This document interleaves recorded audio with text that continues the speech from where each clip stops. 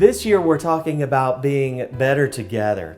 And in this process of being better together, we want to recognize something that is usually missing in our world today, and that is patience. And in a world where everything is quick gratifications, patience kind of falls by the wayside. But patience is a key virtue in understanding what better together is all about.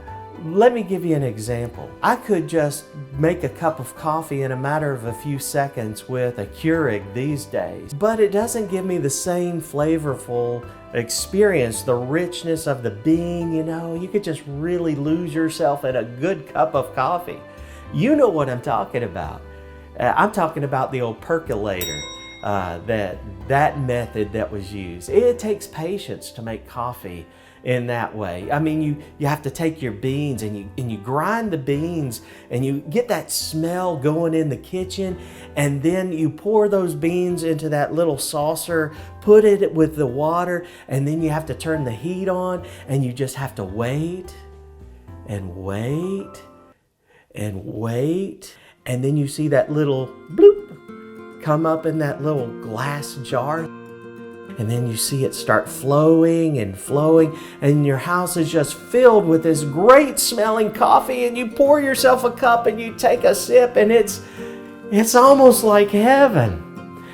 You see, you can have coffee in two different ways, but one is more enjoyable than the other.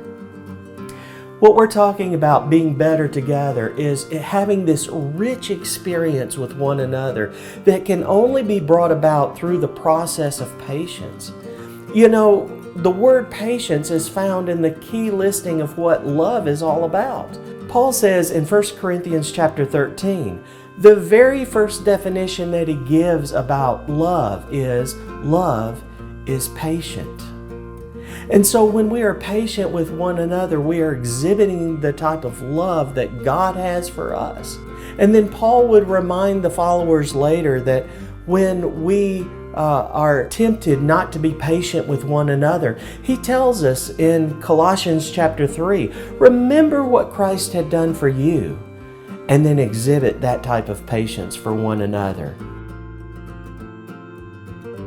So as we continue to develop this idea of being better together, let us also encourage one another to pursue patience. For in pursuing patience, we can see one another as God sees us. And then we also learn the value of relationships over any inconveniences that we may have. Cheers!